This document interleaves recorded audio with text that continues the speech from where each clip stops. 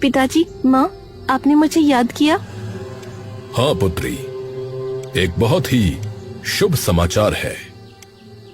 पुत्री, अब तुम विवाह योग्य हो गई हो और अब हम चाहते हैं कि तुम विवाह कर लो। मोहिनीगढ़ के राजा ने तुमसे विवाह का प्रस्ताव भेजा है। उससे योग्य और समृद्ध राजा और कोई नहीं है। मोहिनीगढ़ का राजा वो राजेंद्र नाथ मंदिर समारोह में मेरे पास के आसन पर बैठा था। हाँ पुत्री, वही। दरअसल वो समारोह में तुम्हें ही देखने आया था। उसके सिर से चमेली के तेल की बदबू, छी छी, उसने तो मेरा दिमाग ही खराब कर दिया था। राजेश्वरी, हम तुम्हारा विवाह उसी से करना चाहते हैं पुत्री। नहीं पिताजी, वो मुझे बिल्कुल पसंद नहीं। हमने तुमसे तुम्हारी इच्छा नहीं पूछी, अभी तो अपना निर्णय सुनाया है। पिताजी, ये ठीक नहीं है। पुत्री, महाराज ने बहुत सोच समझकर ये निर्णय लिया है। अपने जीवन का निर्णय मैं स्वयं लूंगी। देखा महारानी, विशिष्ट शक्तियों ने इसकी बुद्धि भ्रष्ट कर दी है। आप इसे समझाइए। राजेश्वरी वहाँ से चली गई। पुत्री, बात को तो समझो। रात को महाराज मेरे पिताजी बाद में है, पहले एक राजा है। अवश्य उस चपड़ गंजू राजेंद्र नाथ ने पिताजी को राजनीतिक लाभ में फंसाया है, पर मैं उससे विवाह न करूंगी। उसने स्वयं पर काला कपड़ा लपेटा और उड़ती हुई वहाँ से चली गई।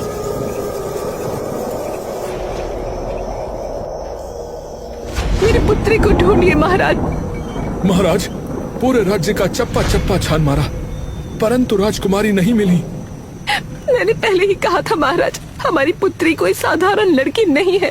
उसका विवाह उसकी मर्जी के बिना मत कीजिए, पर आपने मेरी एक न सुनी।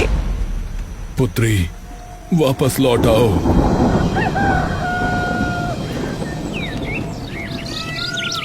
राजेश्वरी एक जंगल में घूम रही थी कि तभी एक तीर आया।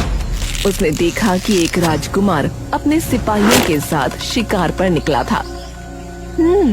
राजकुमार का निशाना तो पक्का है। तभी राजकुमार ने झाड़ियों पर दूसरा तीर मारा। वाह राजकुमार, क्या बात है। अब देखना यह है कि तुम में साहस कितना है। राजेश्वरी ने शेर के दहाड़ने की आवाज निकाली और तीर उसके पास से निकलकर पेड़ पर लगा।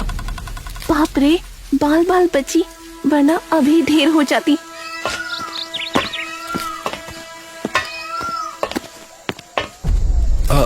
तुम्हें कहीं चोट तो नहीं लगी? राजेश्वरी ने नामे गर्दन हिलाई। तुमने यहाँ से सिंह को जाते हुए देखा? सिंह? नहीं नहीं। राजकुमार और सिपाही वहाँ से चल दिए। सिंह? मुझे मेरे जीवन का सिंह मिल गया। वो उड़ती हुई उनके पीछे गई।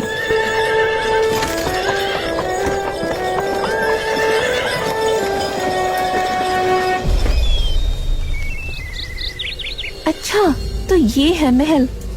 राजेश्वरी, तुम्हें राजकुमार के हृदय में स्थान बनाने के लिए एक आम लड़की की तरह इस महल में घुसना होगा। कुछ औरतें महल में जा रही थीं। ये महिलाएं अंदर जा रही हैं। अरे कांता, महल में कितनी दासियों की आवश्यकता है? बहुत सी। मैं तो चाहती हूँ हम सभी को महल में नौकरी मिल जाए। मैं भी चलूं? मुझे भी काम चाहिए। चलो, यहाँ की प्रबंधिका हम में से जिनका भी चयन करेगी वो महल में नौकरी कर लेगी। औरतें अंदर चली गईं।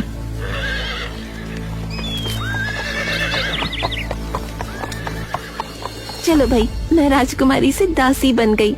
मेरे भोजन और रहने की व्यवस्था भी हो गई। ए लड़की, सुनो, राजकुमार का कक्ष अच्छे से चमका दो।